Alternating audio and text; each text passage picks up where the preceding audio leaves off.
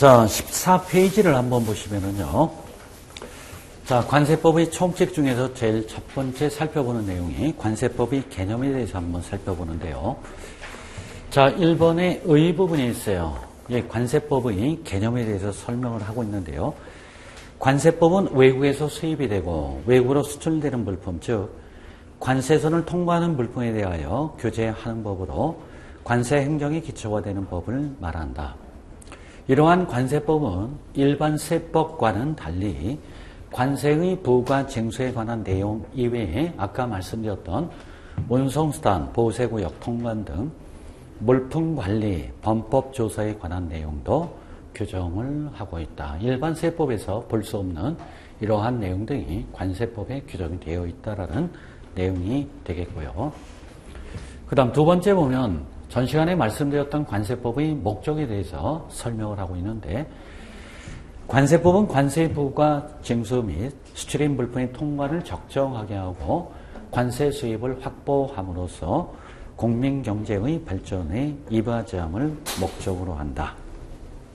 그 얘기는 그 밑에 두 번째 보면 관세 수입의 확보와 관세의 부과 징수 및 수출입 물품의 통관의 적정이라는 이러한 수단과 방법으로 국민경제 발전에 이바지를 하는 것이 관세법의 목적이라고 얘기를 할 수 있어요. 여기서 알아두실 것은 관세법의 궁극적인 목적은 국민경제의 발전에 있다. 이 무역 관련 법령의 대부분의 목적은, 궁극적인 목적은 국민경제 발전에 이바지함을 목적으로 한다. 여러분들이 나중에 FTA 관세 특례법을 공부를 하실 텐데요. 마찬가지로 거기도 FTA 협정의 원활한 이행과 국민경제 발전에 이바지함을 목적으로 한다라고 규정이 되어 있고요. 대외무역법도 마찬가지고 외국환거래법도 마찬가지고 모두 국민경제 발전에 이바지함을 목적으로 한다. 이 무역 관련 법령이라고 하는 것은 결국은 뭐예요? 많은 물품을 수출을 해서 결국 돈을 많이 벌자. 많이 벌게 되면은 국민을 위해서 쓰는 거니까 궁극적인 목적으로 국민경제 발전에 이바지함을 목적으로 한다라고 하는 것을 알고 계셔야 될 부분이고요. 14페이지 보면 밑에 박스에 보면 관세법 목적을 위에 1조에 있는 목적을 토막을 내면 첫 번째 관세 부과 징수의 적정, 두 번째 수출입 물품의 통관의 적정, 세 번째 관세 수입의 확보, 네 번째 국민경제의 발전이라고 이렇게 되어 있고요. 옆에 보시면 이 관세의 기능이 있어요. 관세의 기능하고 관세법의 목적은 틀린 부분이에요. 수입 물품에 대해서 관세를 부과할 때 그 관세가 갖는 기능이라고 하는 것은 뭐니 해도 국내 산업의 보호라든가 재정수의 확보라든가 등등 여러 가지의 그러한 기능을 한다. 그거는 참고적으로 좀 여러분들 보시면 되겠고요. 다음에 세 번째 보면은 이 관세법은 도대체 어떠한 성격이 있느냐. 이 성격을 한번 살펴보면은요. 여러 가지 그러한 성격이 있어요. 관세법 1조부터 109조를 보면 관세부과 징수와 관련된 내용이 규정이 되어 있어요. 그것을 조세법적인 성격이라고 하는데, 위에 보시면 관세법은요. 조세법의 일종이고요. 행정법의 일종이에요. 여러분들이 잘 아시는 것처럼 조세라고 하는 것은 국세하고 지방세로 구분이 돼요. 이 국세라고 하는 것은 다시 관세하고 내국세로 구분을 하는데요. 이 국세가 됐든 아니면 지방세가 됐든 모두 그것을 조세라고 얘기를 하는데, 관세는 국세의 일종이요 조세의 일종이라고 해서 관세법도 물론 조세법의 일종이다. 그 다음 행정법의 일종이다. 그럼 관세법 1조부터 329개의 법정으로 규정이 되어 있는데, 그 내용을 1조부터 329조를 보면은 제일 첫 번째 관세부가 징수에 관련된 사항이 관세법 1조부터 109조까지 규정이 되어 있다. 그것을 조세법적인 성격이 있다. 이렇게 얘기를 하고요. 두 번째는 물품을 수입을 하고 수출을 하고 반송을 하는 경우는 관세선을 통과해야 되죠. 통과를 하려면 일련의 과정과 절차를 거쳐야 되죠. 그것을 통관법적인 성격이 있다라고 얘기를 하는데, 우리가 흔히 민사소송법이라든가 형사소송법을 절차법적인 절차법이라고 얘기를 하죠. 소송을 제기하려면 이러한 절차와 과정을 거쳐야 된다. 그것을 우리가 흔히 절차법이라고 얘기를 하는데 관세법에서는 절차법적인 성격이라고 하지 않고요. 통관법적인 성격이라고 얘기를 합니다. 아까 말씀드렸던 226조부터 261조까지의 내용이 이 수출입 물품의 통관에 관한 사항을 규정을 하고 있는 내용이다. 여러분들 이제 오늘 처음이시니까 생소한 용어도 나오고 또 알아듣는 부분도 있고 못 알아듣는 부분도 분명히 있을 거예요. 처음부터 여러분들이 모든 그 용어라든가 내용을 전부 알아두시면 아주 천재죠. 천재가 아니기 때문에 이제 때로는 못 알아듣는 부분이 있고 등등을 하실 텐데 그것은 전혀 문제가 되지를 않아요. 쭉 가시다 보면 전부 연결이 되는 부분이고요. 설명을 하다 보면 뒤에 있는 부분이 전부 앞에 와서 설명이 돼야 되는 그런 부분이 있어요. 그러한 것들을 전부 개념을 정리하면서 차근차근 나갈 테니까 그렇게 보시고요. 그러니까 알아듣는 분은 알아듣고 또 알아듣지 못하는 부분은 자연적으로 조금 좀 진도가 나가다 보면 자연스럽게 또 그러한 부분이 전부 해소가 되는 그러한 경우도 있으니까 너무 걱정을 안 하셔도 되는 그러한 부분이다. 그 다음 세 번째는 준사법적인 성격, 형사법적인 성격이 있다라고 하는데 벌은 어디서 주죠? 사법부에서 주죠. 거기에 준자가 들어간다는 얘기는 무슨 얘기예요? 사법부가 아닌 다른 곳에서 처벌을 한다라고 얘기를 하는데 우리가 나중에 어디 가서 보느냐면 저 뒤에 18장에 가면 조사와 처분이라고 하는 부분이 있는데 거기 가면 여러분들이 이제 알 수 있는 부분이 되는데요. 아까 전 시간에 말씀드렸던 268조의 2부터 282조까지가 벌칙 조항이에요. 밀수를 하는 경우에 처벌받죠. 밀수를 하는 경우 처벌받아요. 이제 그러한 것들을 이제 얘기를 하는데 이 관세범에 대해서는요. 검찰이라든가 경찰에서 벌을 줄 수가 없어요. 타 기관이 관세범을 체포를 했거나 관세범에 관한 사건을 인지를 했을 때는 즉시 관세청 또는 세관에 인계를 해서 세관에서 조사를 해서 처벌을 하는 것이지 경찰이라든가 검찰에서 하는 것은 아니에요. 그래서 그것을 준사법적인 성격이 있다. 그러한 것들을 관세범이라고 얘기를 해요. 관세범을 세관에서 조사를 해서 처벌을 하죠. 그것을 형사법적인 성격이라고 얘기를 합니다. 그 다음 네 번째는 국제법적인 성격이 있다라고 하는데 우리 헌법에도 분명히 보장이 됐죠. 체결공포된 조약과 일반적으로 승인된 국제법규에는 국내법과 동일한 효력이 헌법상 보장되어 있어 관세 부과의 근거가 된다. 우리 관세법을 보다 보면은요, 관세법, 다른 법령, 조약, 협정에 따라 라는 말이 굉장히 많이 나옵니다. 여러분들이 나중에 2차 때 관세평가라고 하는 것을 공부를 하셔야 되는데요. 이 관세평가라고 하는 것이 관세법 30조 내지 35조에 규정이 되어 있는데 그것은 우리나라가 독자적으로 만든 그러한 내용이 아니라 WTO 관세평가 협정에 있는 것을 관세법에 수용을 해서 쓰는 거예요. 그러한 관세평가 협정이라든가 또는 지식재산권 보호제도라든가 품목분류체계의 수정이라든가 등등 다른 법령, 조약, 협정에 있는 것을 관세법에 수용을 해서 그러한 내용들이 상당히 많이 규정이 되어 있는데 그것을 국제법적인 성격이 있다. 이렇게 얘기를 하고요. 다섯 번째는 쟁송법적인 성격이 있다. 쟁송이 뭐죠? 싸운다라는 얘기가 되죠. 아까 말씀드린 것처럼 이 관세에 관한 위법 부당한 처분이라든가 어떠한 권리 이익의 침해를 당했을 때 납세자 권리 구제 제도를 받도록 싸워서 이겨야 된다라고 하는 부분이 쟁송법적인 성격이라고 하는 것이 관세법 119조 내지 132조에 이의신청, 심사청구, 심판청구라고 하는 이러한 내용이 규정이 되어 있고요. 이 심사와 심판, 심사청구하고 심판청구 둘 중에 하나 거치고 권리구제를 받지 못하면 행정소송으로 제기할 수 있는 부분이 관세법 120조에 쭉 규정이 되어 있는데요. 이제 그러한 측면으로 와서 그것을 쟁송법적인 성격이 있다라고 하는 것이죠. 이와 관련된 내용을 우리가 이제 쭉 살펴보는 내용이 이 관세법과 관련된 이러한 성격이라고 하는 것이죠. 자, 14페이지, 15페이지의 경우는 이 관세법 1조, 관세법의 목적과 관련된 부분이고요. 이 성격이라고 하는 것을 한번 살펴가는데 이것은 아주 기초적인 그러한 부분이 되겠습니다. 이 부분도 좀 정리를 해 두시고요. 16페이지에 보시면 네 번째 이 관세법 체계와 관련된 부분이 쭉 규정이 되어 있는데 제일 밑에 보시면 이 관세법이라고 하는 것은 국회 입법 과정을 거쳐서 법률로 정해지고 있어요. 그래서 올 말에도 관세법이라고 하는 것이 개정이 될 거고요. 1조부터 329조까지 규정이 되어 있고요.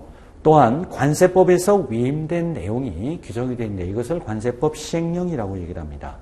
관세법 시행령은 대통령령으로 정해지는데 1조 내지 290조까지 규정이 되어 있어요. 여러분들 시험에 나오는 부분이 대부분 관세법하고 시행령상에 규정된 내용이 대부분 1차가 됐든 2차가 됐든 대부분 출제가 된다.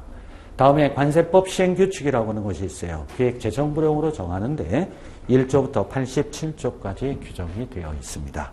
그리고 각종 고시라든가 훈령, 예기 등이 규정이 되는데 이것은 모두 관세청 고시, 관세청 훈령, 관세청 예기로 규정이 되어 있는데 적어도 여러분들이 관세법하고 시행령 정도는 꼭 공부를 하셔야 되겠고요. 그 위에 보면은 이 관세법은 총 제13장 13개의 장으로 규정이 쭉 되어 있습니다. 1장부터 13장.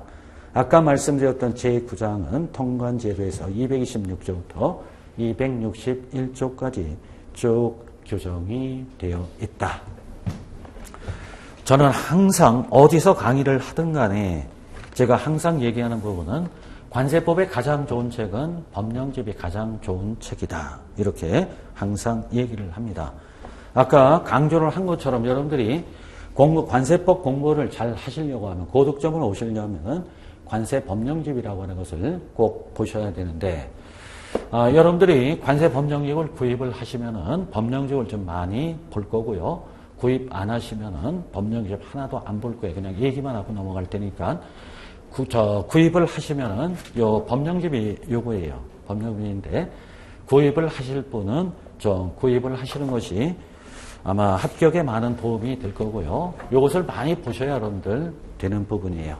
그래서 다음 시간에 준비를 하시면은 이 각각의 내용을 할 때 처음부터 1조부터 329조 이 부분은 어디 있다 해서 항상 살펴보고 법적 근거는 뭐다라고 하면은 머릿속에 많이 남고 그러한 버릇이 된다고 하면은 2차 공부라든가 앞으로 공부할 때 많은 그러한 도움이 될 겁니다. 자, 그 다음 17페이지 보면 제2절 용어의 정의라고 하는 부분이 법 2조에 규정이 되어 있는데요. 이 관세법 2조에 관세법에서 자주 쓰이는 용어의 뜻에 대해서 16가지에 대해서 쭉 규정을 하고 있습니다. 이 법은 16가지의 내용이 규정이 되어 있는데 이 부분 중에서 5가지의 경우는 여러분들 시험에 잘 출제되는 그러한 부분이니까 눈여겨서 여러분들이 정리를 해 두셔야 되겠고요. 또 여기에서 정리가 잘 돼야 2장부터 핵심적인 2장부터 11장까지의 내용을 여러분들이 잘 이해를 할 수 있는 부분이에요. 그래서 이 부분 설명을 잘 드릴 테니까 여러분들도 잘 개념 정리 등등을 하셔야 되겠습니다. 자, 아까 말씀드린 것처럼 외국으로부터 어떠한 물품이 우리나라에 반입이 됩니다. 이것을 수입 물품이라고 얘기를 하면서 이 관세법이 어디서부터 시작이 되느냐면 여기서부터 시작이 되는 거예요. 외국으로부터 우리나라에 반입되는 물품은 수입 물품이다. 이 수입 물품에 대해서는 과세관적인 세관에서 물품을 수입하는 화주로부터 소정의 관세를 부과 징수를 한다라고 하는 것이 관세법의 시작이에요. 관세법의 시작이다.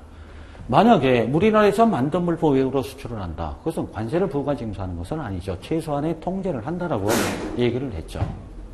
자, 외국으로부터 우리나라에 반입된 물품을 수입 물품이라고 얘기를 하는데 이 물품이 우리나라에 반입된 이유는 뭐냐면은 관세선을 통과를 하기 위해서 들어온 거예요. 관세선을 통과를 하기 위해서 들어온 것인데 아까 전 시간에 얘기한 것처럼 관세법 1조부터 329조의 그림을 그려드렸죠. 자, 이 과정 중에서 항상 쓰이는 용어의 뜻이, 용어의 정에 대해서 16가지가 있는데 자주 쓰이는 거예요. 그래서 여기서 이제 용어의 정에 대해서 살펴보는데 제일 먼저 살펴보는 것이 수입이 뭐냐라고 하는 수입의 정에 대해서 살펴볼 거고요. 두 번째, 수입의 대상인 외국 물품이 무엇이냐 이것을 살펴볼 거고요. 다음에는 수출의 정의가 뭐냐, 수출의 대상인 내국 물품이 어떤 것이냐 이것을 살펴볼 거고요. 또 물품을 수입을 한다, 수출을 할 때 이 관세선이라고 하는 것을 통과를 하죠. 그것을 관세를 통과하는 것을 통관이라고 얘기를 했죠. 이것을 아셔야 되겠고요. 또한 반송이라는 용어의 뜻이, 용어가 관세법에 굉장히 많이 나와요. 이거에 대해서 살펴볼 거고요. 또한 외국무역선, 무역기라고 하는 거, 반대되는 개념인 내항선, 내항기라고 하는 거고요. 선용품, 기용품, 차량용품이 뭐냐, 이와 관련된 내용에 대해서 살펴볼 거고요. 또한 환적이라고 하는 말도 많이 나오고요. 복합 환적이라고 하는 말도 많이 나오고요. 또한 운영인이라고 하는 말도 저 뒤에 특허보호세구역이라든가 종합보호세구역이라면 이러한 용어가 상당히 많이 나오는데 일단 여기서 이러한 내용을 살펴보고 이제 계속 나가는데요. 여기서 핵심적인 부분은 수입, 그 다음에 수출, 외국 물품, 내국 물품, 반송이 무엇이냐. 나머지의 경우는 간단하게 외국무역선 무역기는 무역을 위하여 우리나라 외국간을 운항하는 선박항공기다 라는 간단한 개념을 정리를 하는데 제일 첫 번째 수입이라고 하는 부분이 굉장히 중요한 부분이에요. 지금부터 수입의 정에 대해서 얘기를 할 테니까 잘 들으셔야 돼요. 잘 들으셔야 되겠습니다. 관세법상 수입, 우리가 일반적으로 수입이라고 하는 것은 외국으로부터 물건을 들여오는 것을 일반적으로 수입이라고 하는데 관세법에서는 그렇게 개념을 정리하지 않고 수입의 정의는 다음과 같은 세 가지로 얘기를 할 수 있어요. 외국 물품을 우리나라에 반입하는 것. 수입의 정의는 법 2조 1호에 규정이 되어 있어요. 두 번째는 외국 물품을 우리나라에서 소비 또는 사용하는 것. 세 번째는 외국 물품을 우리나라 운송수단 안에서 소비 또는 사용하는 것을 수입의 정의라고 얘기를 합니다. 수입의 정의라고 얘기를 하는데 1번을 보시면 여기에 1번, 2번, 3번의 공통은 전부 뭐죠? 외국 물품이 공통이죠. 그리고 여기는 우리나라라고 하는 것이 공통이에요. 각각 여기에 반입, 소비 또는 사용하는 것, 운송선에서 소비 또는 사용하는 것 이렇게 개념을 정리를 하고 있는데 1번을 설명을 지금부터 드릴 테니까 잘 보세요. 외국 물품을 우리나라에 반입하는 것. 여기서 모르는 것은 외국 물품을 여러분들 아직 개념 정리를 안 했죠. 요거 설명할 거고 우리나라 영토 이외 영해 12일을 우리나라라고 한다. 뭐 그 정도 개념만 가지면 돼요. 반입이 뭐냐라고 하는 거 잘 모르죠. 그럼 제일 첫 번째 외국 물품에 대해서 설명을 하도록 할게요. 외국 물품이 결국 뭐냐면은 수입의 대상은 외국 물품이다. 그래서 수입의 대상은 외국 물품이 수입의 대상이 되는데 법상에 규정된 거 법 2조 4호에 외국 물품에 대해서 규정을 하고 있는데 자 한번 보면은요 여기에 뭐죠? 외국이죠. 여기가 우리나라죠. 외국으로부터 우리나라에 이걸 갖다 쓰세요. 외국으로부터 우리나라에 반입된 물품으로서 수입 신고가 수리되기 전의 것. 이것을 외국 물품이라고 해요. 자, 여러분하고 저하고 미국으로부터 꼴째 300세트를 수입을 합니다. 계약 체결을 하죠. 1차은 선박 항공기를 통해서 우리나라에 들어오죠. 우리나라 지금 들어왔죠. 외국으로부터 우리나라에 도착된 물품으로서 잘못됐네요. 우리나라에 도착된 물품으로서 수입 신고가 수리되기 전의 것.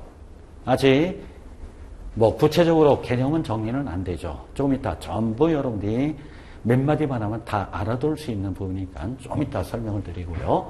두 번째, 외국의 선박 등에 의하여 공해에서 채집 또는 포획된 수산물 등으로서 우리나라에 도착된 물품으로서 수입 신고가 수리되기 전의 것을 얘기하고요.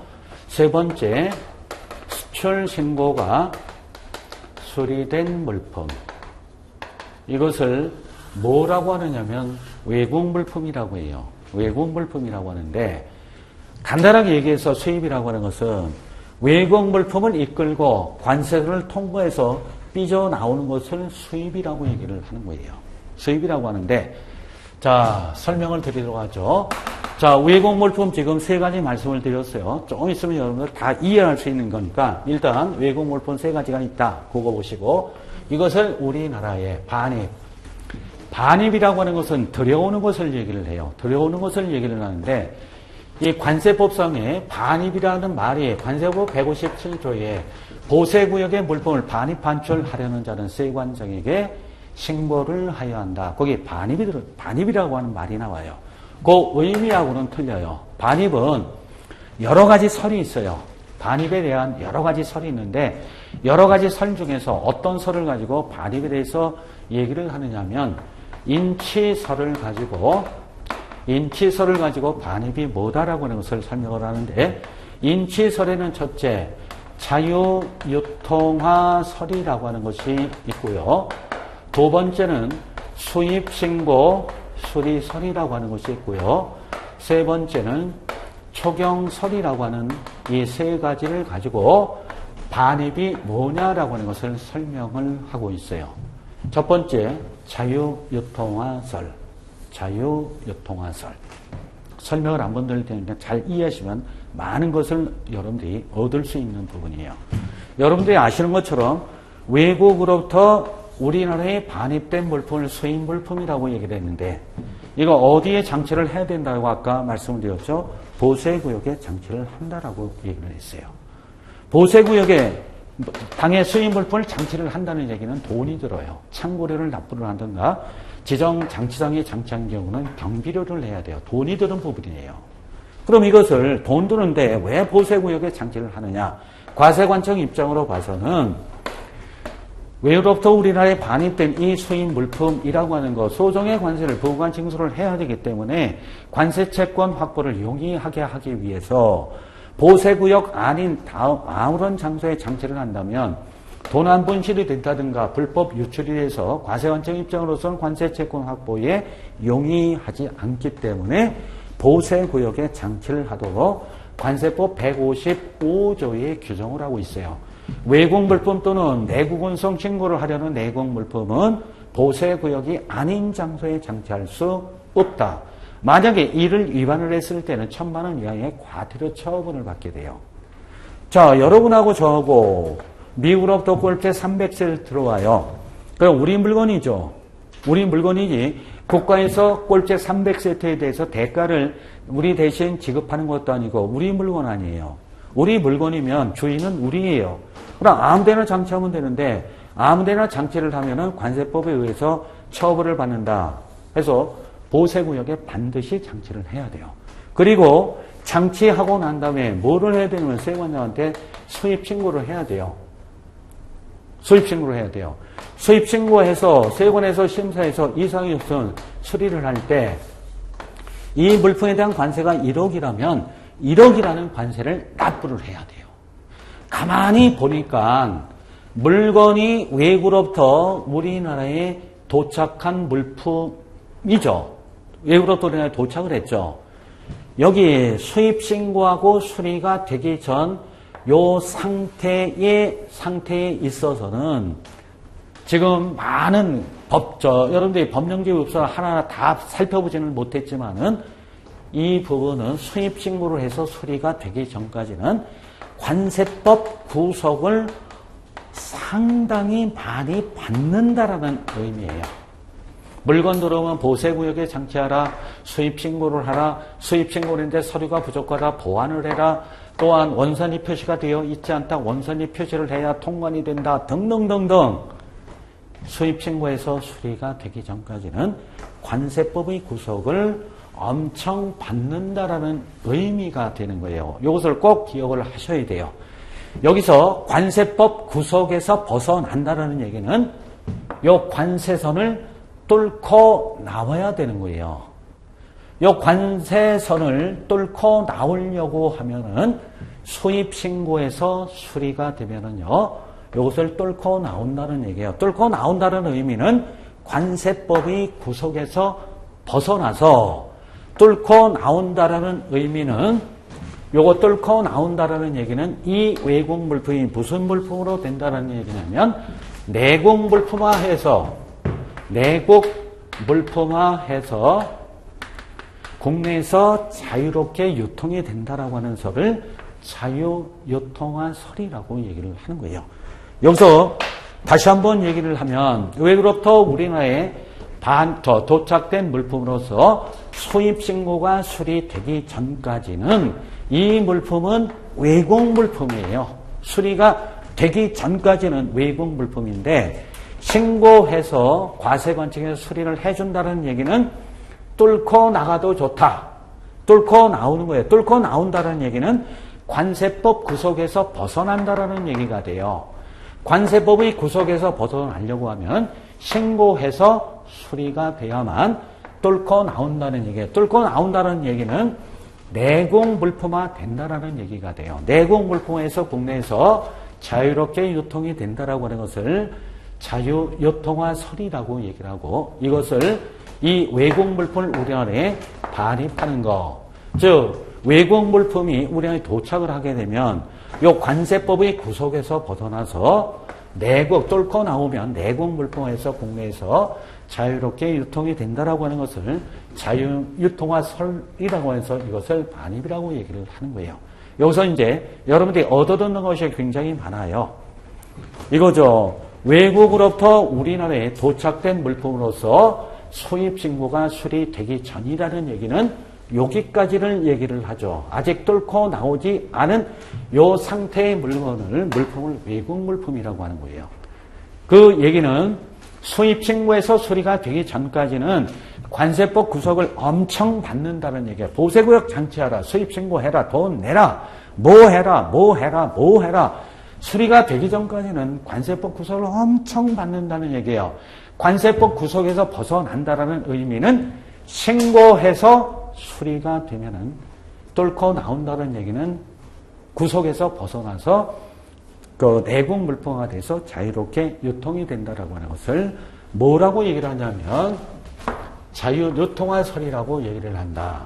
즉 외국 물품을 우리나라에 반입하는 거 해서 이 경우 관세법 구속을 벗어난다는 얘기는 신고해서 수리가 되는데 이 수리를 할 때에 이 물품이 관세 1억을 내야 되는 물품은 1억을 납부하면 수리를 해줘요. 수리를 해주면 뚫고 나온다라는 그러한 내용이 돼요. 이 얘기 관세법상 이 세 가지의 경우를 수입으로 본다라는 얘기는 무엇을 한다라는 얘기가 되냐면 소정의 관세를 징수를 하겠다라는 그러한 의미가 되는 거예요. 즉 수입이라고 하는 것은 외국 물품을 내국 물품화하는 것을 얘기를 하면서 외국 물품을 여기에 있는 외국 물품을 내국 물품하려면 수입 통관 절차를 거치면서 이때 소정의 관세를 과세관청에서 징수를 한다라는 그러한 의미가 되는 거예요. 자, 그 다음에 수입신고 수리설이라고 하는 것은 외국 물품을 여기까지죠. 외국 물품을 내국 물품화하는 법률상의 변동설을 수입신고 수리설이라고 얘기를 한 거예요. 요 자유유통화설이라고 하는 것은 일본의 통설이고 우리나라의 경우는 수입신고 수리설을 우리나라의 통설로 보는 것이다. 그 다음 초경설. 초경설은 뭐냐? 초경설은 물품이 단지 우리나라에 이동, 운반되는 사실 행위를 초경설이라고 얘기를 하는 겁니다. 자, 이거예요. 초경설이라고 하는 것은 이거를 얘기해요. 물품 들어왔죠. 보세구역까지는 잘 장치를 했어요. 수입신고까지 잘 했는데 수입신고에서 수리라는 과정을 거쳐서 국내에서 자유롭게 소비 또는 사용이 되는데 그 절차를 거치지 않고 이렇게 빠져나오는 것을 얘기해요. 이것은 밀수품이라든가 도난 또는 분실 물품에 대한 통설이라는 얘기가 돼요. 여기서 여러분들이 꼭 정리하실 것은 관세선이라고 하는 것을 합법적으로 통과를 해야만 물품의 자격이 외에서 내, 내에서 외가 되는 것이지 관세선을 합법적으로 통과하지 않으면 그 물품은 물품의 자격이 바뀐 것이 아니다. 그러면 현재 밀수입된 이 골프채의 경우는 현재 어떤 골프 상점에 진열이 되어 있는 밀수입된 골프채는 관세법상 외국 물품이냐 내국 물품이냐 라고 하는 것을 분명히 가려야 되는데 지금 이거죠. 미국으로부터 골프채 300세트 들어왔어요. 보세구역에 장치를 했어요. 그것을 이러한 절차를 거치지 않고 이렇게 해서 밀수를 했다라고 하는 것은 외국 물품이 되는 거예요. 이 외국 물품은 지금 어디에서 소비 또는 사용하는 거냐라고 하면 우리나라 안에서 소비 또는 사용을 하는 것이죠. 그게 요거예요. 외국 물품을 우리나라에서 소비 또는 사용을 하는 거. 요 경우 뭐를 한다? 관세를 징수를 하겠다라는 의미가 되는 거예요. 아니면 이런 경우가 있죠. 보세구역에 골프채 300세트를 장치를 했는데 어젯밤에 누군가가 5세트를 훔쳐갔어요. 도난분실을 했어요. 이 경우도 어떻게 돼요? 들어왔죠. 외국으로부터 우리나라에 도착된 물품으로서 아직 수입신고가 수리되기 전 상태가 되잖아요. 외국 물품이죠. 외국 물품은 지금 어디서 소비 또는 사용하는 거예요? 우리나라에서 소비 또는 사용을 하는 거죠. 이것을 얘기를 하는 거예요. 요 경우도 관세를 징수를 하겠다라는 그러한 의미가 되는 거예요. 이 세 가지를 수입으로 보는데 대부분의 경우는 요 1번에 해당이 돼요. 이렇게 외국으로부터 우리나라에 도착한 이 수입 물품, 외국으로부터 우리나라에 도착된 이 수입 물품은 대부분의 경우 수입신고 수리라는 절차를 거치는 것이 대부분이에요. 대부분인데 2번, 3번의 경우도 간혹 발생이 된다. 옛날에 그 관세법에서는 2번, 3번에 해당이 된 경우도 수입으로 보지를 않았기 때문에 관세를 징수할 수 없었던 것을 2000년 1월 1일부터 법 개정이 전면적으로 되면서 이 경우도 수입의 정의로 봤다. 수입의 정의로 봤다라는 얘기는 이 경우에 해당이 돼도 소정의 관세를 징수를 하겠다라는 그러한 굉장히 오묘한 뜻이 여기에 있다라고 하는 것을 여러분들이 보셔야 될 이 내용이 되겠습니다. 자, 해서 1번 외국으로부터 우리나라에 도착된 물품으로서 수입신고가 수리되기 전의 것. 여기 들어왔죠. 현실적으로 보세구역에 장치했죠. 아직 수입신고에서 수리가 되지 않은 상태가 되기 때문에 이 물품은 외국 물품이다 라고 하는 거죠. 그럼 우리나라에 도착된 물품으로서 수입신고를 해서 수리가 되면 어떻게 돼요? 삐짓고 나온다. 삐짓고 나왔다는 얘기는 내국 물품이라는 얘기가 되는 거죠. 그럼 여기 있는 물품을 이렇게 보내려면 어떻게 보내면 돼요? 여기 있는 물품을 이렇게 보내려고 하면 어떻게 되죠? 수출 신고를 해서 수리가 되면 삐짓고 나온죠. 이게 이거예요.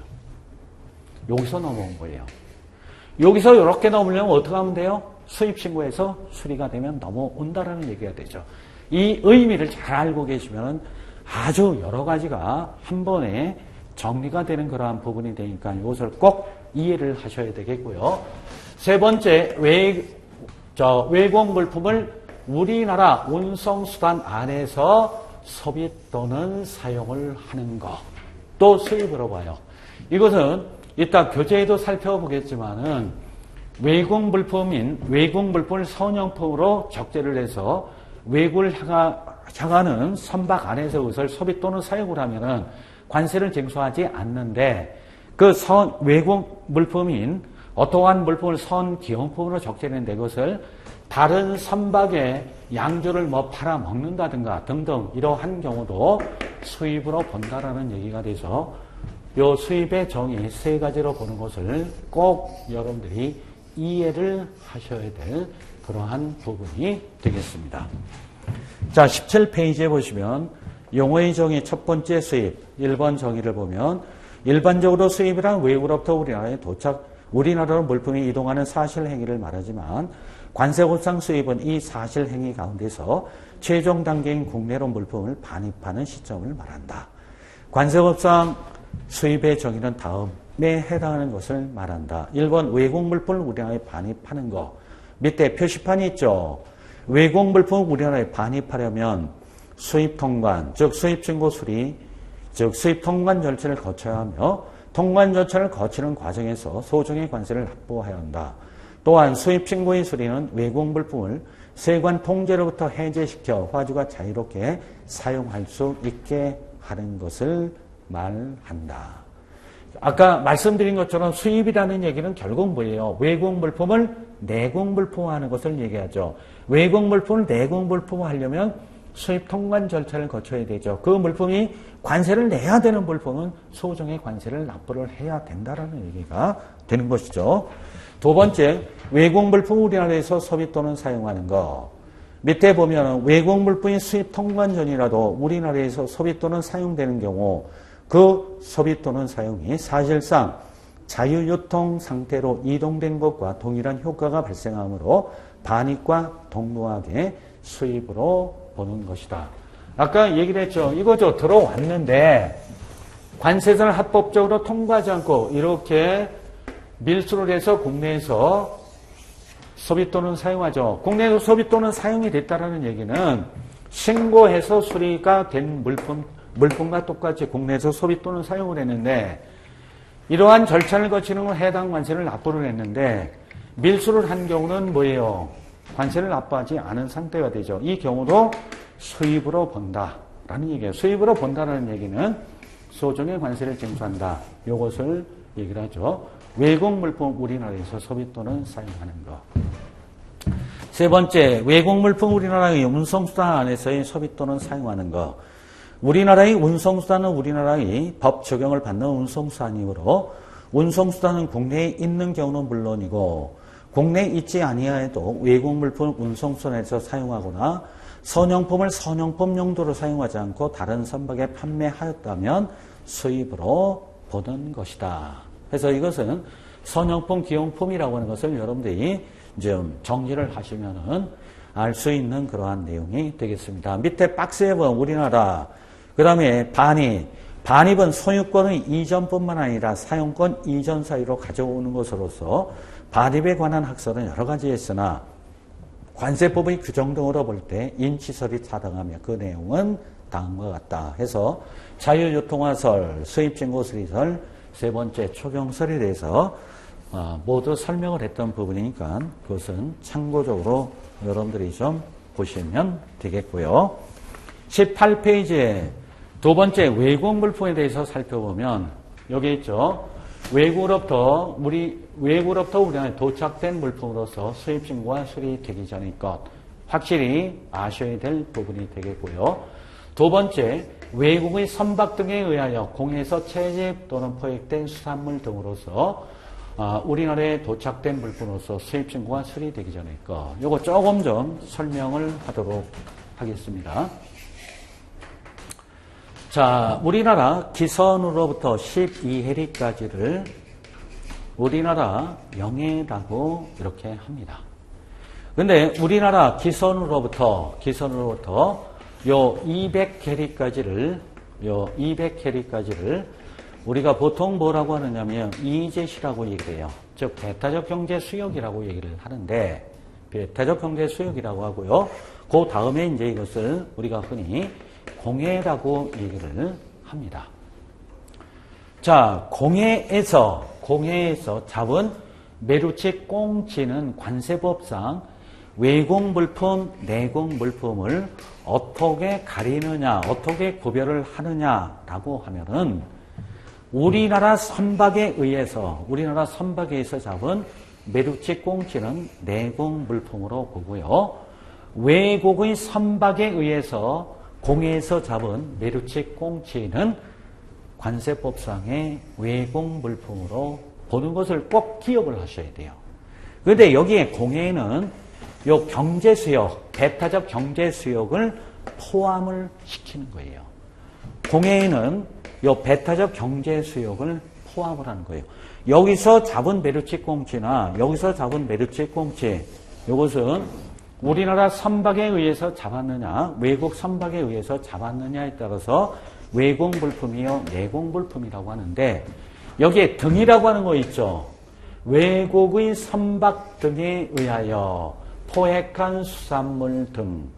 이게 외국의 선박 등이라고 하는 것은 공해 해저에 보면 뭐가 있어요? 천연가스라든가 광물 자원이 있죠.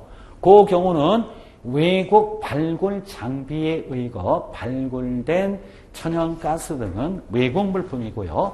우리나라 발굴 장비에 의거 발굴한 천연가스 등은 법상의 내국 물품이라는 얘기죠. 결국 이거죠. 일본 북쪽의 선박이 공해에서 잡은 메루치 꽁치를 우리나라 수산업자가 수입을 하는 경우 결국 이거하고 같은 거란 의미가 되죠.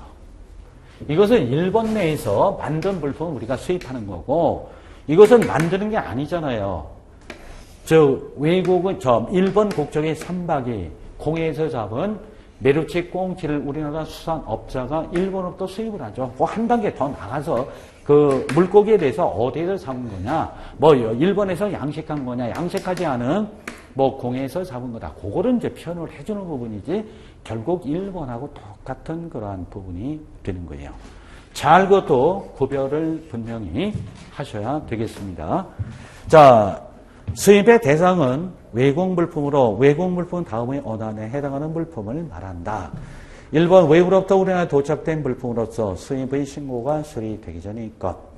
두 번째 외국의 선박 등이 공해. 그 옆에 가로에 보면 외국의 영해가 아닌 경제 수역을 포함을 한다. 그거 잘 기억을 하셔야 돼요. 에서 채집하거나 포획한 수산물 등으로 우리나라에 도착된 것으로서 수입의 신고가 수리되기 전의 것. 거기 박스에 공해. 공해는 어느 국가의 영해도 아닌 해양으로 외국의 영해가 아닌 경제수역을 말한다. 두 번째 경제수역, EEZ. 경제수역은 국가의 경제적 관할권이 인정되는 바다로 육지로부터 200캐리 이내의 영역을 말한다. 그 개념을 좀 해두시고요. 세 번째, 수출의 신고가 수리된 물품. 수출 신고가 수리된 물품. 수출 신고가 수리된 부분은 어디서 나온 거예요? 이렇게 나온 거죠. 이해하시죠? 꼭 이해를 하셔야 될 부분이고요. 자, 이 세 가지가 전형적인 수입의 대상인 뭐다? 외국 물품이라는 얘기가 되는 거예요. 꼭 해두셔야 돼요. 그런데 이 세 가지 이외에 관세법 다른 조문에서 이 물품을 외국 물품으로 본다라고 하는 것이 그 기타의 경우에서 세 가지가 있어요. 이런 것들을 예문을 여러분들이 잘 보셔야 돼요. 기억본에 보시면 관세법 158조 3항에 규정된 보수 작업의 결과 외국 물품에 부과된 내국 물품은 외국 물품으로 본다라고 하는 것을 좀 기억을 해두시고 나중에 13장의 보세구역편에서 얘기를 할 거고요. 또 아마 2장에서 설명이 이제 구체적으로 될 거예요.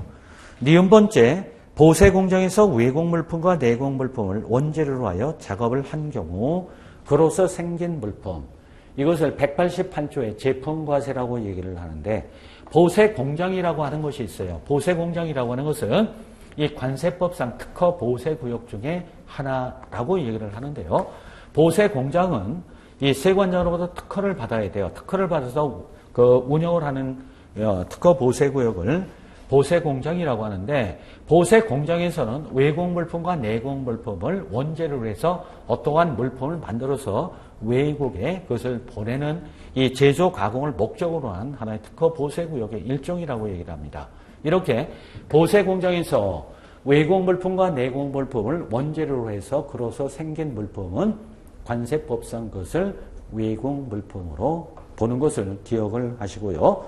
디귿 번째, 보세공장 또는 자유무역 지역에 반입한 물품이라든가 아까 말씀드렸던 밀수품이라고 하는 것도 외국 물품이라고 할 수가 있죠.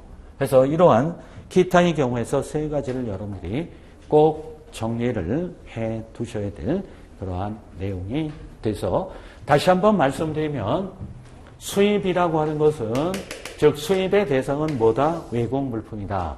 수출의 대상은 내국 물품이다 라고 하는 것을 기억을 하시고 수입의 대상인 외국 물품이 요 전형적인 법의 2조에 규정된 전형적인 세 가지가 있고 지금 기타의 경우에서 다른 법령에서 다른 조문에서 이것을 외국 물품으로 본다라고 하는 158조 3항하고요. 188조 보수 작업의 결과 외국 물품에 부과된 내국 물품. 보세 공장에서 외국 물품과 내국 물품 원재료로 하여 그로서 생긴 제품이라든가 밀수품 이러한 것들 외국 물품이다.